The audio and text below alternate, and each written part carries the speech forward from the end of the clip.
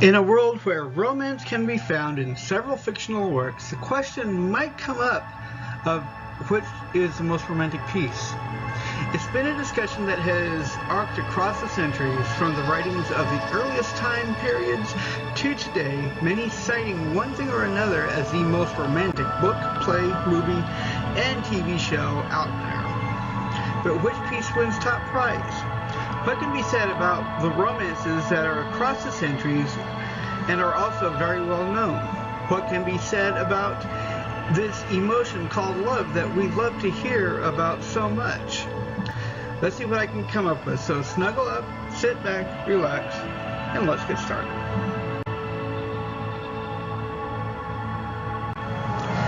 According to Merriam-Webster's dictionary, romance is the showing of love from one person to another. That's not an exact quote, so don't get confused if you decide to look it up. It's also a genre of literature where this kind of feeling makes a big part of it, or even just any part of it, truthfully. In order to better understand this, I ask that you put whatever the first thing that comes to mind is down in the comments section. The word actually comes from the idea that it was a Roman way to greet a friend as a lover, not in a sexual manner at all, but as a friend that is to be counted on. And it was this that led to languages that can all be considered romantic, not because they can be a way to sweep someone off their feet, but because the words in that language are all based on Latin, the language of Rome, and therefore the language that gave birth to the name. But romance became an idea, a state, and started to become a way for any couples in any kind of attachment to show their affection. Perhaps it was this that came to be the genre that it is today. Perhaps the earliest mention of romance is in a written work that can be often overlooked in the Holy Bible called the Song of Solomon.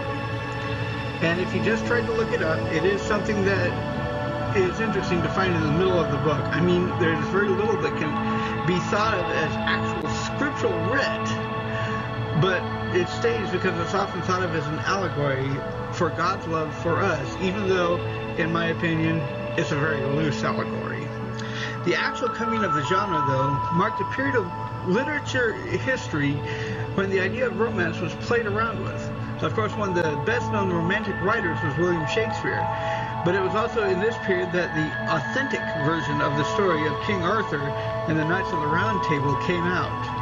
Before, the tales of this legend were not very well known, but with the introduction of the romantic style, it became more embellished and thought of as a true story. Some other works you might not think very much about that came out at this time are, of course, many of Shakespeare's plays and many other books, including 3 works that you might not even think came from earlier works. These would be The Phantom of the Opera, Les Miserables, and The Hunchback of Notre Dame. The actual stories these well-known works came from are worth the read, although they may get a little bit long, as us writers tend to get a little long-winded, especially back in a romantic movie. Put it in the comments. I'll bet you thought of a whole lot of different films out there, and there are a number of these things, yet you probably aren't aware that the very first motion picture ever produced was, in fact, a romance. So why does this genre have such a hold on us? Why do we shell out millions of dollars every year on the subject? Why do we buy the books that have romantic covers on them, or movies that many might call chick flicks? For what it's worth, here are my own opinions on the matter. I covered it a little bit in my top 5s, but I'm going to say it again here. Many people out there have a need to feel like they belong, like they matter. They want to know they're good enough to be there. It's really nothing more than an acknowledgement that the person is thought about as a good person. It's relatively easy for a decent writer to put it out there in works of fiction. A character can be shown worthy of loving even if the damage for the character is deep. And that is something. An emotional attachment happens for the reader if the writer creates a character that the reader or listener can feel akin to. But now back to the main point. Of course, when one hears the term romance, the usual first thing that pops into the minds of people is the Shakespearean play Romeo and Juliet. But do they deserve the title of the most romantic? I don't mean to be stepping on any toes here. I know there are a lot of people who do, but in my opinion, it doesn't deserve the title. If you're familiar with the play, you won't be surprised by this. If you're not, spoiler alert. So let's get to the first character mentioned in the title, namely Romeo. When he's first introduced, we catch him plotting to get into a party hosted by a rival family to see his one true love. But it's not the young lady mentioned in the title. In fact, he doesn't even know Juliet exists at first. But when he sees Juliet for the first time, he forgets all about the other girl. Later, he basically stalks her, hiding away to try and see what she's up to. If you wonder why I say he stalked her, it's likely that if the kind of thing that he did happened in today's society, Romeo would have been arrested for stalking. And then marrying someone who's underage adds to it. Then he kills someone from her house in a fairly stupid move to try and entreat that individual as a friend, and a real friend of his dies. So he runs because he's afraid of getting caught. Seems to work out okay until he gets word that Juliet has swallowed poison. Brokenhearted, he goes to her side, unaware that it's actually a sham, takes his own poison so that they can lie by each other's side forever, just as Juliet wakes up. But let's get to her side of the story. It can be said that Juliet was too young to really know what love was all about, mostly because, well, she was. Her acts were, in the view, aside from the romantic part of the story, very rash. She secretly married Romeo, only to have him kill someone in her family soon after, and that she bought into the whole idea that she could secretly get back together with him if she agreed to play a little trick on her family. It was basically taking a drug that would knock her out for a couple of days until Romeo could be summoned to come and get her. But here's a question for that idea. Why did nobody seek to feel if Juliet still had a pulse after she took the drug? Why did they just assume that she was dead? So when she did wake up from her artificial coma and found her, quote, one true love, close quote, dying beside her, she had to join him. Now here's a rundown of the most romantic story, minus the romance. Two kids, both of whom really don't understand romance, get attracted to each other, both doing rather stupid things time and time again until the end. Don't get me wrong, I know the story is based on a real tragedy that happened, but it's one thing to mark the difference between real romance and sheer stupidity. I'm pretty sure that some of you may feel a bit miffed at this idea, but if you don't look at it as a romance, I'm sure many might just agree. So which work, in my opinion, is a true work that deserves the most romantic title? The title may surprise you. Cyrano de Bergerac, and it's my favorite. While this is another work that is based on a real person, Cyrano's story shows something of a real romantic attachment. Some might point out that the attachment is between Cyrano and his cousin Roxanne, but at the time it was written, that wasn't frowned on as much. Even today, there are those that might see it as being an okay thing, which is what it should be. Cyrano spends the first couple of acts defending Roxanne's honor and setting up a rather handsome person, Christian, to win her favor, since he doesn't believe Cyrano deserves love. This is due to a rather prominent facial feature, namely the fact that he has a huge nose. So his student, Christian, who doesn't believe he has a talent of words and an actor that can win Roxanne's heart, is taken under his wing, and Cyrano begins writing her a few letters, able to pour out his heart in the way that he always wanted to. Now, Roxanne was enamored by Christian's obvious good looks, but it was when the notes started to arrive that she saw a side of this good-looking legionnaire that she couldn't believe.